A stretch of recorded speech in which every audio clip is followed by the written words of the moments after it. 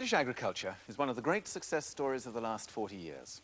After the Second World War, with chronic food shortages and rationing, farmers were asked to produce more food for the nation, and they've done just that. Now, we all enjoy the benefits of that success, but the costs involved in achieving it are only now becoming apparent. Almost intuitively, I think we all recognize that we're living dangerously out of balance with the natural world. Pesticide residues, food irradiation, the loss of priceless, irreplaceable habitats, appalling cruelty to animals, and now mad cow disease. Now, these things are serious problems in themselves, but they're also symptoms of that lack of balance, of our failure to act as stewards of the earth. It's also been a terrible time for farmers, with falling incomes, low public esteem, and a succession of quite excruciating food scandals. But there are alternatives, and it's these that I shall be discussing tonight with Sir Simon Gourlay, President of the National Farmers Union, Professor Philip James, leading nutritionist and director of the Rowett Institute, and Anne Foster, Food Policy Advisor of the National Consumers Council. Just bear in mind when you're watching this film that up to 25% of our farming land will soon become surplus to requirement. Because of increased productivity, we simply need less land to produce the same amount of food. And with new technologies, such as genetic engineering, we'll see fewer and fewer farmers in business every year. That's not only bad news for them, it's bad news for the countryside and for us. The government has responded in a very incoherent way, with a number of desperately underfunded and totally unconnected schemes to try and cope with some of the symptoms of the crisis. But the most promising of these, as I see it, is the Environmentally Sensitive Areas scheme. Like almost all our countryside, the chalk grasslands of southern England are not exactly natural. Indeed, they're as much the product of our human handiwork as the landscapes of our inner cities. For more than 6,000 years, they've been grazed by sheep, cattle and rabbits, creating ideal conditions for a wonderful array of wildflowers, with more than 40 different species per square metre in places.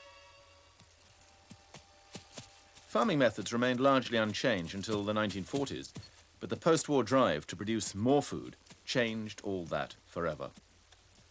Though quite unsuitable for growing crops, much of the South Downs grassland was converted to intensive arable production in a mad binge of subsidy-driven vandalism. And with the grassland went its unique flora and fauna. As predicted, soil erosion has also become a serious problem. In places, topsoil has simply been washed away, revealing the bare chalk beneath. On average, the South Downs are losing up to 100 tonnes of soil per hectare per annum. Hardly what you'd call a sustainable enterprise.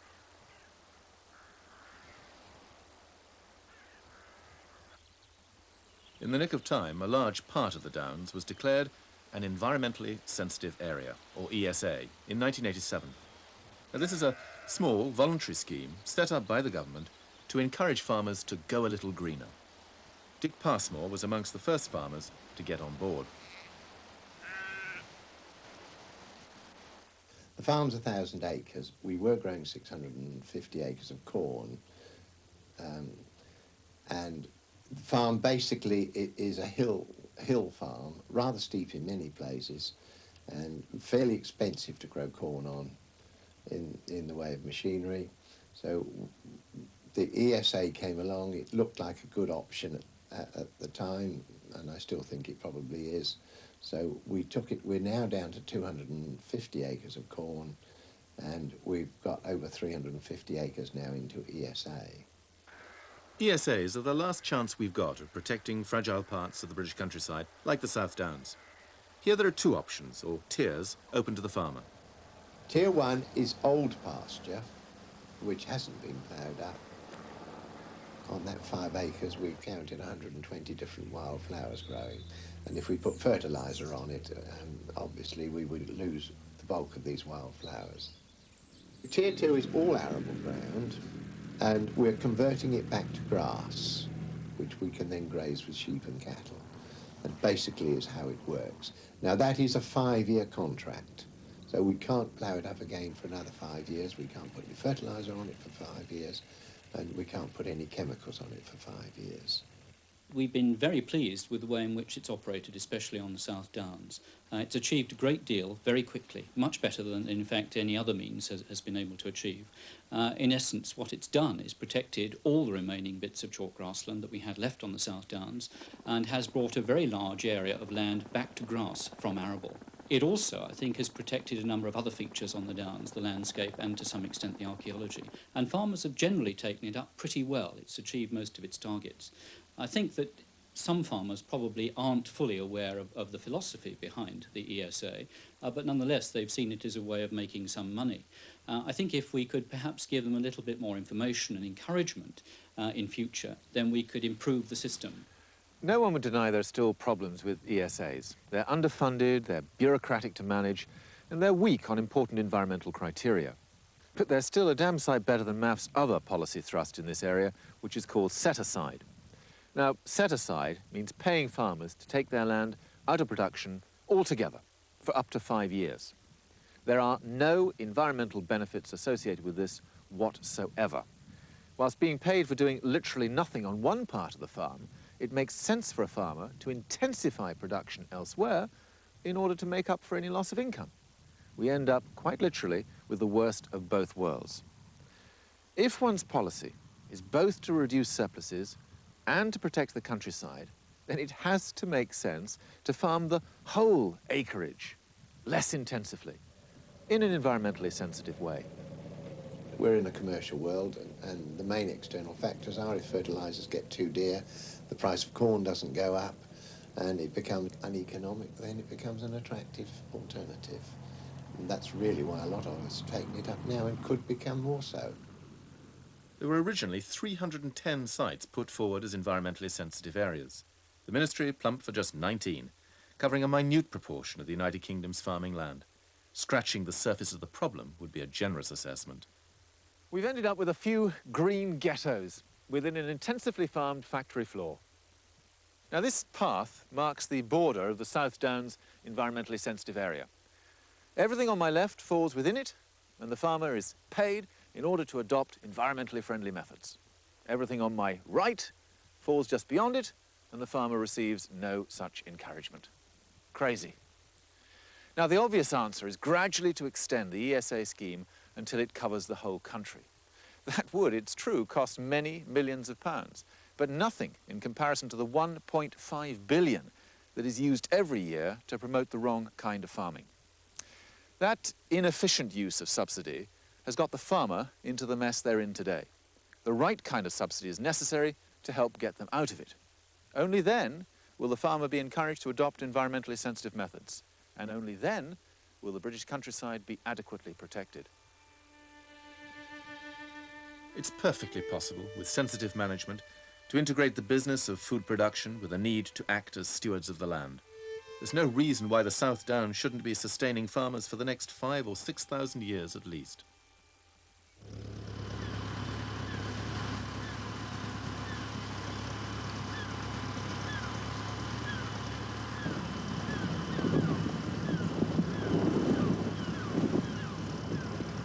The irony of agricultural policy today is that it all but ignores this stuff, the soil. But from an ecological perspective, the value of any farming method depends upon the way in which it protects and enhances soil fertility. By definition, therefore, modern farming cannot be described as sustainable because it seeks to replace natural soil fertility with a battery of fertilizers and other chemicals, all of which are derived from fossil fuels, which will, one day, inevitably run out.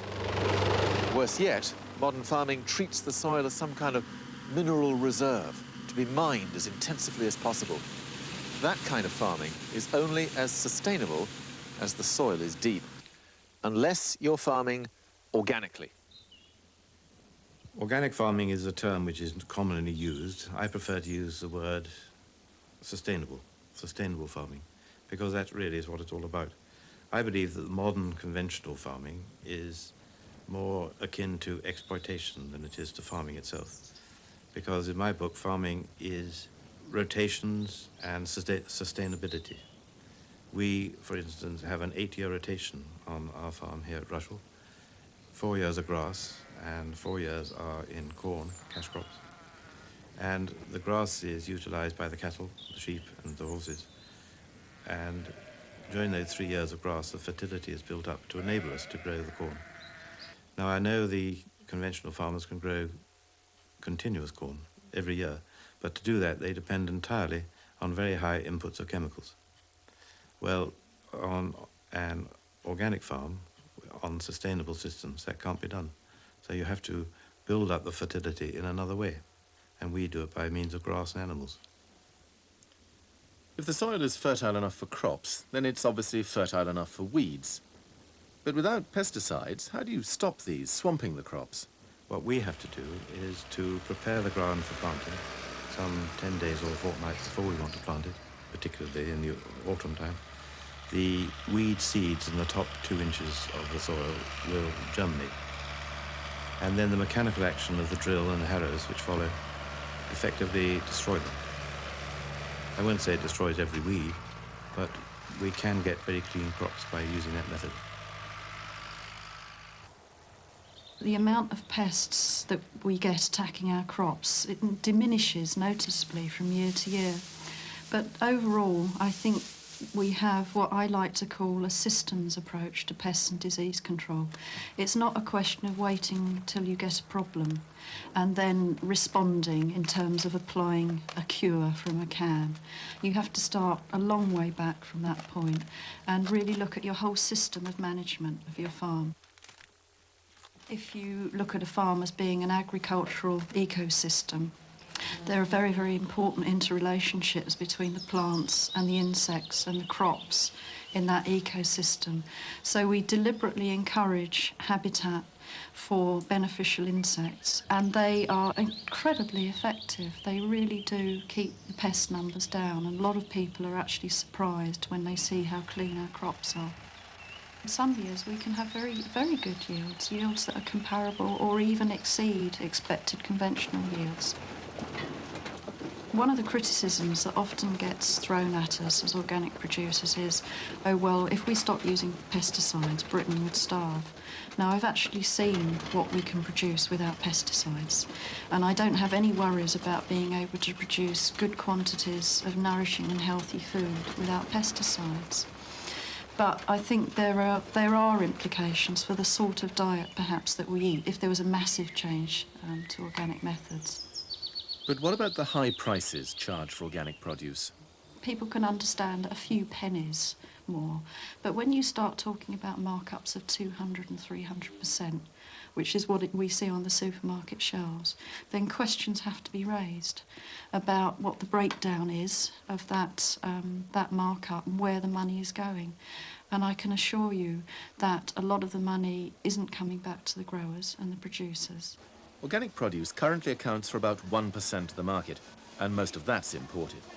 Organic farmers are aiming at a target of at least 10% by the end of the decade. But to achieve that, they must have more research and information. Currently, Britain has only one organic research station, Elm Farm in Berkshire. Compared to the billions that are spent on conventional agriculture by both the government and the agrochemical companies, a pittance is spent on organic farming. We're the only centre in this country carrying out research solely on organic farming, and our budget is around about 200,000 a year. Most European countries have now introduced schemes to support farmers during the conversion from conventional to organic farming. We've got to look seriously at this and introduce measures to help that. It's all very well producing food, but we have to make sure it gets to the consumer in a state where its organic integrity is protected, but at a price that the consumer can afford. Whenever anyone talks of the efficiency of modern farming, you need to bear in mind the thousands of lorries consuming vast quantities of fuel, driving millions of miles to get the food from the farmer to the supermarket via numerous packaging and distribution centres. This has been described as a distribution miracle. Many see it as a rather more mixed blessing. The food retailing industry in this country is now concentrated in the hands of fewer firms than in any other country in the developed world. We buy more than 70% of what we eat from just 6 major supermarket chains. They offer us convenience, a certain amount of choice, though it's somewhat disturbing to find 10 times as many varieties of cat food on sale as of English apples, and genuine value for money. Of course, the prices are very competitive. They have to be, otherwise we go elsewhere. But what is it we're actually paying for? Now, the cost of this lettuce, probably no more than a tenth, is the actual cost of production. The rest is down to the washing, sorting, packaging, retailing, marketing, and transportation. Now, these days, there are many more jobs involved in those occupations than there are in growing the wretched lettuce itself, and they all have to be paid for. Now, of course, I know it's much easier for critics like me to take it out on the supermarkets and farmers than to accept that many of the problems about food quality are actually down to us, the consumer. In France and Italy, there's a very different attitude to food. Consumers are renowned for their fussiness and attention to detail. A far higher proportion of fresh produce is taken directly from the farm to well-established local markets. This not only ensures freshness, but also competitive prices, as the middlemen are cut out. It's also much more energy efficient, as very little transportation is required.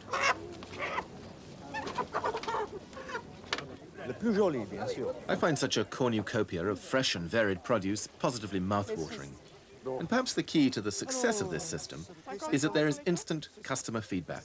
If the produce isn't up to standard, the producer gets to know there and then. In Japan, the situation is much closer to ours, with the supermarkets dominating the distribution system. Japanese housewives are increasingly concerned about food safety and the environment, and many are now signing on with a quite unique initiative called the Seikatsu Club. The club's 170,000 members are mainly women who meet on a weekly basis in groups of 6 to 8 members, or hands, where they make up their orders. Those orders are then processed by computer and fed through directly to the farmers. Club members now buy up the entire output of literally hundreds of farms scattered across Japan. All the produce is organically grown, but what I find particularly interesting is that club members often help out on the farms themselves, creating the most immediate link between producer and consumer. 身近にですね、こういう農地があって、勤められて、消費者の方も身近にいるということで、何か問題があってもすぐ食べてくださる組合員に、問題があった時に相談に行くことができます。畑に、遠農に、お手伝いですね。明日皆さんのところへ届く食卓に届く野菜を。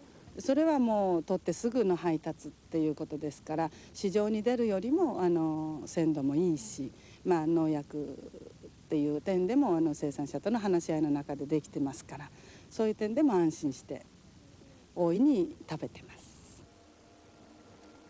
Their distribution system is incredibly efficient, with the required produce coming from whichever farm happens to be closest.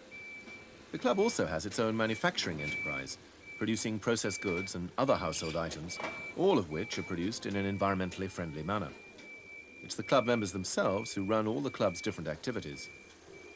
It seems fairly amazing that individual orders aren't lost during the processing, but just a week after they place their order, hand members at Kawasaki receive their goods delivered to the door.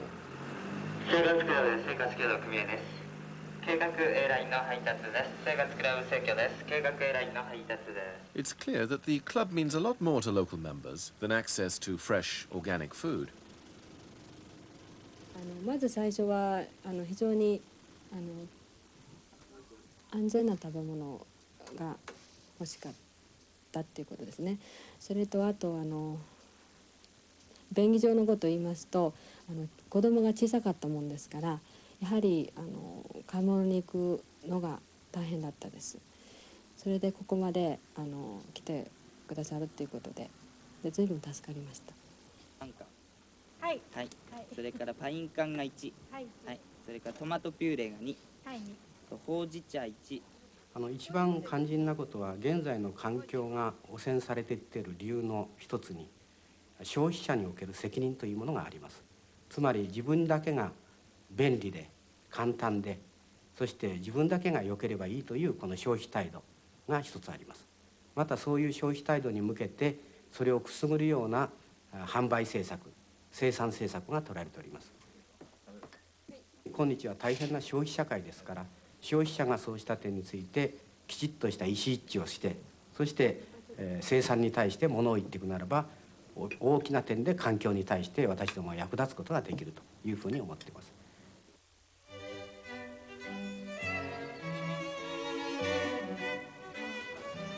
The notion of consumer power, emphasizing the importance of food quality, has to be one of the most hopeful signs for the future. But how can you define quality when describing food? These are the kitchens of one of the world's top chefs. For Raymond Blanc, food quality is the very stuff of life. We are in the business of excellence, and what I want to give to my guests is the best. And what's the most important, I think, is taste and texture. And I'm afraid now, one look more at the cosmetic or vegetable looks rather than its taste. And in doing so, basically, you have only a lie. Basically, it's very dishonest. It looks all right, but it tastes absolutely nothing at all. And what's happening in the farming industry is absolutely horrible, because they grow these Frankenstein monsters, which looks absolutely great and no taste. Total deceit, total lie. I've been in England now for 17 years, and England has been very kind to me. And I've tried so many farmers, growers, to get the quality produce that I want. And most of the time, failures, because people do not want to bother. 2 years ago, I invited the farmers' unions in my small garden. It's a 7-acre garden. And we grow most of the things which we cannot find in England. And they were quite mesmerized by it, but I wasn't, because they grow like weeds. It's very easy. And one forgets that we could grow those things in England for most of the year.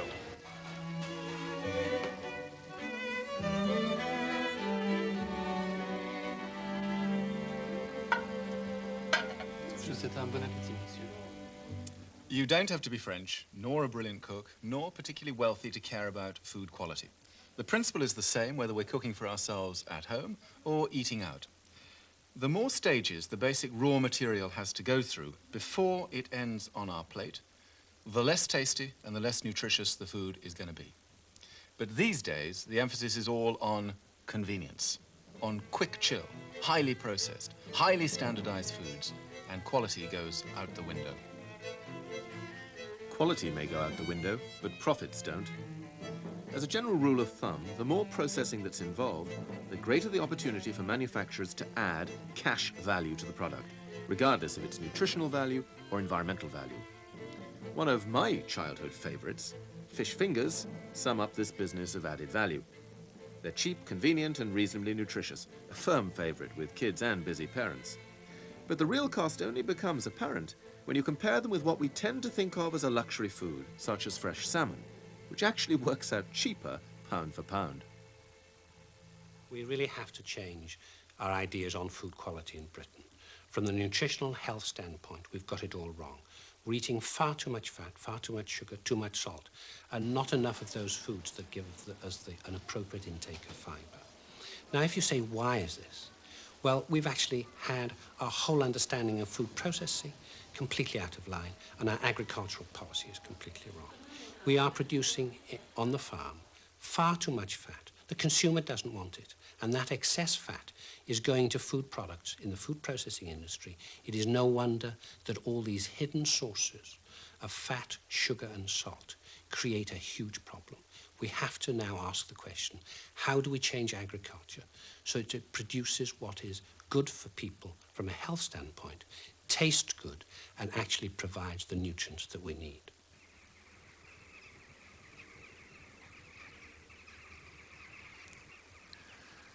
The kind of farming that's good for your health is also good for the environment.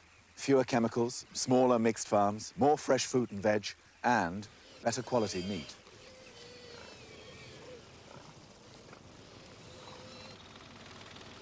Sam Olive's been looking after pigs all his life. He's not only interested in producing high-quality meat, but he's committed to rearing his animals in as humane a manner as is possible. In an effort to improve the quality of his meat, Sam has crossed a standard blue with a wild boar. The resulting wild blue is proving to be a great success. The wild boar, the purpose of wild boar is the quality of the meat. That comes from the fact that wild boar have a smaller fibre in the muscling. It forms a tighter meat. And so what you have to do is to find a level of feed that grows them and keeps them healthy, but doesn't put on the fat. You see these little chaps here. Now, I mean, they're in good condition. They're getting the feed they need, but they're also outside and they're fit because they're moving, you know, which is what was meant to happen with animals. They weren't meant to lie in one place. All of the four parts of what we've done, the free range, the wild boar, the additive free and the welfare, they all work together to provide the product that the customers wanted in the first place. I really do believe that eating meat is not itself fundamentally wicked, but should be seen as a real privilege. Sadly, it's the animals which have to pay the cost of our desire for cheap meat, being reared and slaughtered in conditions of utterly immoral cruelty. The ministry does nothing, and we, the consumers, sit passively on the sidelines. Our very humanity is under constant assault. With less land now needed for arable production, more land is available for extensive or free-range livestock systems, which are both better for the animals and for the consumer. But of course, that's a much more skilled job for the farmer, because you actually have to look after the animals. You can't just pump them full of antibiotics. And that in turn means you have to spend more time with them, which means you have to employ more people, which means that the meat is more expensive. But if that's the cost of producing high quality, humanely reared and humanely slaughtered meat, then that is the price we should be prepared to pay for it. What you have to do is to have two criteria. That is the quality of life and the manner of death. Nobody knows how long they live. So, I mean, the actual length of life is always questionable anyway. But as long as you've done as well as you can for the animals when they're alive and make sure that they're loaded as quietly, at the abattoir as quickly as possible and killed as quickly as possible, then at least it minimises the unpleasant side of the job. Someone like Sam Olive reminds us that all farmers have two functions: to produce food and to look after the land and their animals in the process. They're both producers and stewards. Now, before the Second World War, these were one and the same thing. Since then, through a battery of grants and subsidies, farmers have been persuaded to increase production at the expense of everything else, with the effect that we all know on the British countryside and real food quality. Now, it really frightens me that the countryside is being divided up into quite separate zones, with a part of it dedicated to intensive chemical agriculture and factory farming, and another part given over to conservation and the environment, where farmers are paid to act as park keepers without worrying too much about food production. And I find it incredible that farmers are prepared to go along with this. Joining me now are Philip James, Anne Foster and Simon Gourlay. Simon, if I can start with you, don't you think that your members actually would be a great deal better off if they went down the green road rather than the road you're stuck on at the moment? I think it's questionable, but let's have a look at it, because I'm sure Sam Olive was right. Farmers certainly have two functions. You, Jonathan, I think oversimplify when you talk about, on the one hand, there is highly intensive modern agriculture, on the other hand, park keepers. I would say on the one hand, there's modern conventional agriculture, which is certainly much more intensive than it was. And on the other hand, there are limited number of schemes, like the ESA's, Environmentally Sensitive Area schemes, where farmers are paid to produce on rather the sort of 1920s, 30s style, very much less intensively. But they're not park keepers, they are still producing food. But that's left us with a kind of, as I said, these little green ghettos, as it were. Because I've talked to any number of farmers over the last few years, and they all say, well, fine, all this conservation stuff. Who's going to pay me not to increase intensity on this bit of the farm? Well, it's very interesting, but I mean, only last week we had the Stanton Countryside Survey Mark II, which was done on 127 farms in Suffolk. Now, that's not just 127 random farms, 127 out of 130 in a 7-mile square. And, you know, it's very impressive in an arable area what ordinary conventional farmers have been doing by way of planting hedges and trees and making ponds and so on. So I don't think it's just one or the other. I mean, I forgive an element of skepticism, because I think that farmers now are concerned about this, but I do think that the degree of green speak is outpacing the degree of actual change on the ground. We still hear terrible statistics about damage to hedgerows and all the rest of it. And I think some of those statistics are both out of date and some of them are exaggerated, because on this one, on hedgerows, for instance, 5 miles of hedgerows had been either rejuvenated or new ones established 2 miles had been taken out. There are still some hedgerows coming out, but there's a tremendous lot being done, and this is in a conventional agricultural area of greening of ordinary farming, and I think that that is entirely the right way to go. Do you think, though, that government's actually doing enough about this? I mean, do you think they should be putting more money into this so-called extensification package so farmers can get the balance right? They are going to be putting a little bit more money, and I welcome that part of the extensification package, which we should see in operation later this autumn, is one of conversion to organic farming, if they can thrash out the details with Brussels. I think that's a good thing. But I don't think extensification is the way to, as you would put it, de-intensify conventional agriculture, because I believe farmers also, as Sam Olive said, they have to produce the food. They've also got to make a living out of it. And I think that if we spend too much resource de-intensifying agriculture, we suddenly find we haven't got enough reasonably priced food. And what do you reckon about that? I think there's still a lot more that can be done. I don't blame farmers for doing what they have been encouraged to do for all of these years. And I think farmers do realise they've got to change, but they've got to be helped, they've got to be encouraged, they've got to be given the financial incentives to do it. It's a major step to take at a time when the industry is going through a very, very vulnerable period. But then we shouldn't be talking about little sums of money, should we? Shouldn't we be talking about great dollops of money, about redirecting this vast amount of subsidy that still goes into farming, into giving farmers that sense of security? Oh, until one changes the whole fundamental structure which has created the agricultural setup we have today. Of course, yes. You've got to change, move the big dollops from one form of agriculture to another, but that will take a very long time. Why? Doesn't it surprise you, for instance, the president of the NFU isn't on a programme like this saying, for God's sake, let's have the resources, because we've got the public support to move towards this. Why isn't government prepared to back us now? Well, we've also got to have Europe, remember. We can't act unilaterally on this. We need to get agreement throughout the whole of the community. And the ESAs are fine, but you're talking about resources. They are not a very effective use of resources. I mean, I think a lot can be done on a conventional farm. Mine's a conventional farm. It's not highly intensive, but it's a conventional, semi-intensive modern agriculture. But there's a lot of scope for greening of my farm, and I certainly do what I can within the resources of the farm. But government can do a lot within conventional agriculture, much more cheaply than they can do by the ESAs, which are actually very expensive. Mm. You mentioned organic farming already, which obviously we looked at in great detail in the film. Philip, I wonder if you could just sort of give us your reflections on how important you see organic farming in the food debate, because obviously we look at organic farming both from the land use side of it, the ecological side of it, but there's a very strong health and nutrition aspect as well, isn't there? Well, I'm not particularly impressed by the organic farming argument, because we know that, 2% of all farmland now? It'll go up maybe to 10%. It's really only going to make a minute contribution to solving the problem, and I think that we ought to not be concentrating on organic farming as such. I think we'd be much better to do what Simon's talking about, which is to look at the present structure of the majority of farms and say, what is wrong with it? How can we change it? How can we go about it? That means a whole series of things. If you're going to generate new policy, you've got to have proper analysis based on facts.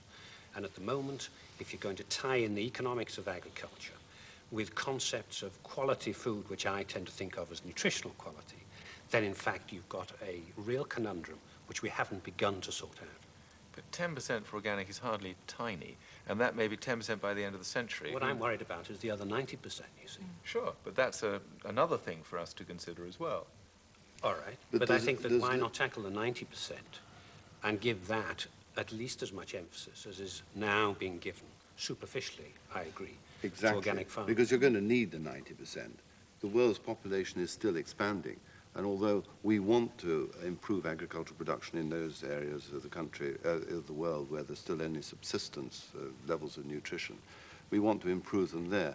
We are going to need the techniques available to modern conventional agriculture to feed the world. I've no doubt about that at all. So the 90% is going to be extremely important.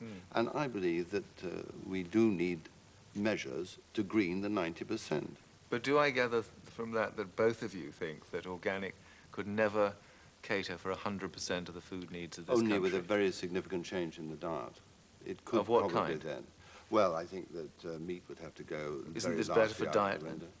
No, I That's mean, certainly not. modern concepts of nutrition are not specifically anti-meat. They're anti-meat fat. And I think that one would have to do a lot in terms of marrying concepts of organic with modern concepts of nutrition. I mean, let's face it, the current structure of agriculture post-war was based on nutritionists and medicos and politicians getting together in the Second World War, developing a fantastic policy which emphasized the importance of producing milk, meat, and in effect, lots of fat. And now we've got a particular structure with huge capital investment, and how to restructure that, take account of major environmental issues. It's an enormous challenge that we're not beginning to tackle. I think this also fits in with what the majority of consumers want. We know that the demand for organic food is going to be limited, and at present price levels, I can see why. I think what the majority of consumers want is to feel that their food is being produced in a more responsible way, so that there's more selective use of, for example, pesticides.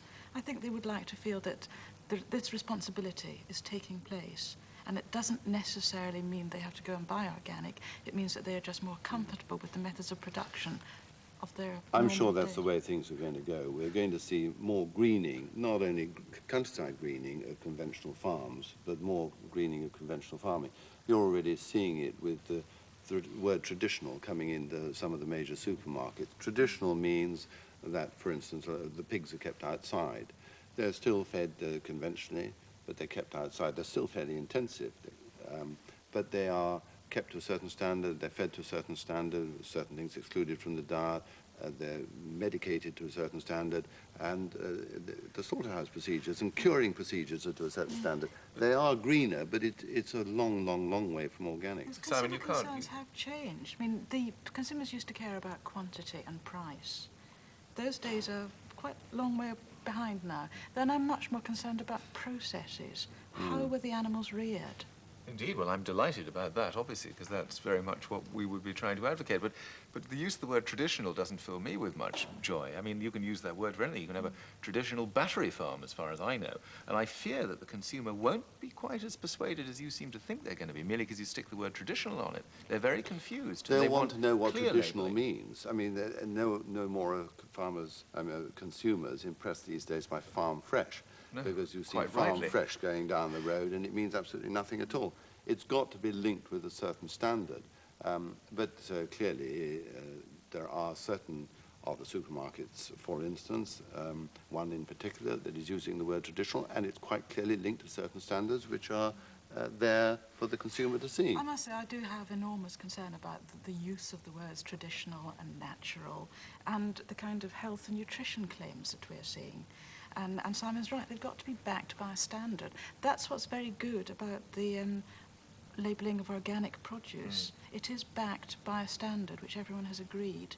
But I think if we use these other words too often, they will become devalued and consumers will simply become cynical about them. But that implies that you have to have a scheme whereby you know what organic means, you know what traditional means, you know what all these other things mean. I mean, the poor old consumer is going to have a terrible time soon, because they're going to have to choose whatever it is 10 times over, organic, traditional, and so on. And I think that I would guess that the 90% is going to shift much more towards the environmentally responsive and sensitive, and that's actually going to be the main effect over the next 10 years. But at the moment, it's incoherent because there's no planning and no strategic assessment of what's required. The tendency in the debate has always been to blame government for not doing more about nutritional standards.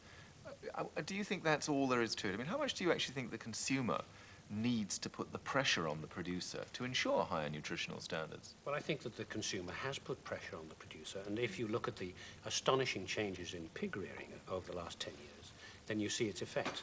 One of the problems has been that government policy locked in from 1940s, 1950s, has given financial incentives which are totally counter to the nutritional demand. That's beginning to change. As soon as it changes, the farmer will respond.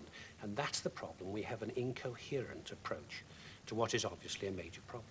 Take the example of pigs there. How did the consumer, as it were, bring that pressure to bear back on the producer? Well, because they refused to buy bacon if there was an enormous amount of fat on it. That led to a huge change in the pig industry, and that's where the Danes came in with such. So where are the next sectors of change going to be, where nutrition concerns food quality concerns work their way back to the farmers so that they begin to respond to that market pressure? How would you identify those new areas? Oh, I think that what's going to happen is that the retailers are taking an increasing role in specifying what the producers actually produce in discrete, organized chains. And retailers are very consumer sensitive, and they are specifying higher and higher standards. And I think that's going to be the mechanism, bypassing all these intermediate middlemen. And that's going to actually lead to quite a lot of change.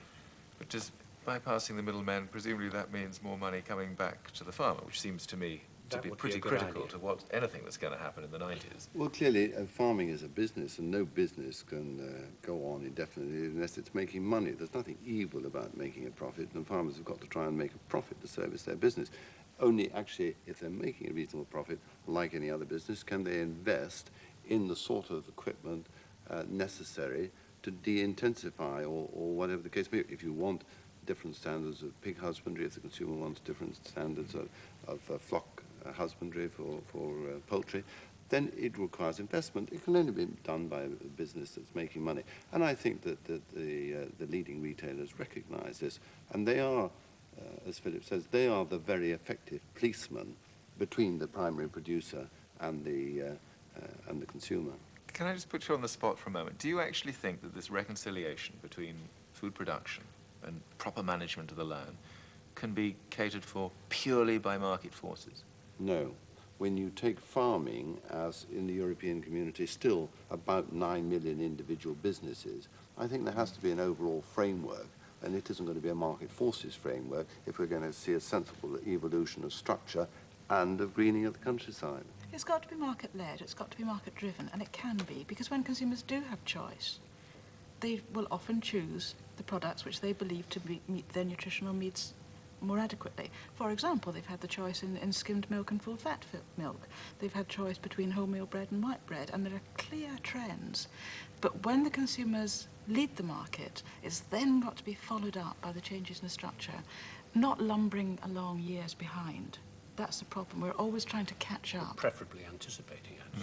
But Anne, you were saying a minute ago that organic produce is hard for most people to be able to purchase because of the premium on it. Yes. Now, I agree with you, but other people who can't, if you like, afford organic food at the moment are dependent, therefore, upon knowing that their food does not contain pesticide residues. So surely Well, they can be now, for pity's sake. I mean, the pesticide residue standards are extremely tight.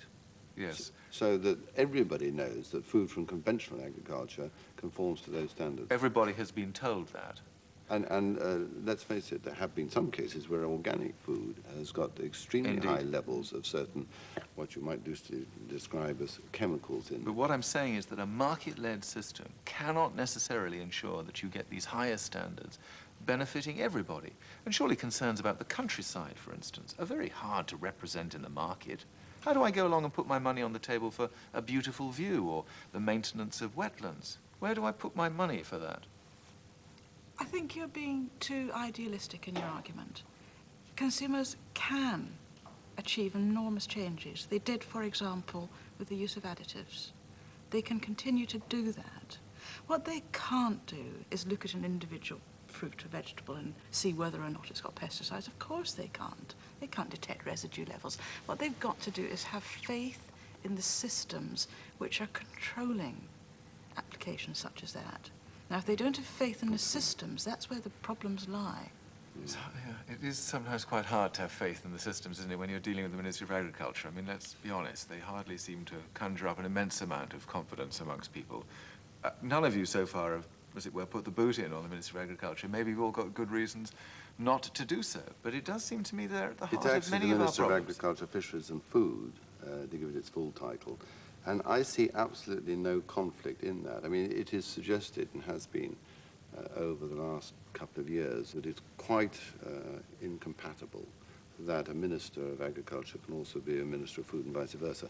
I see nothing wrong in that at all, because as a farmer, I've learned, certainly if I didn't know it before over the last couple of years, that if I produce something which the consumer does not believe is safe, the first person that's going to suffer is probably me more than the consumer.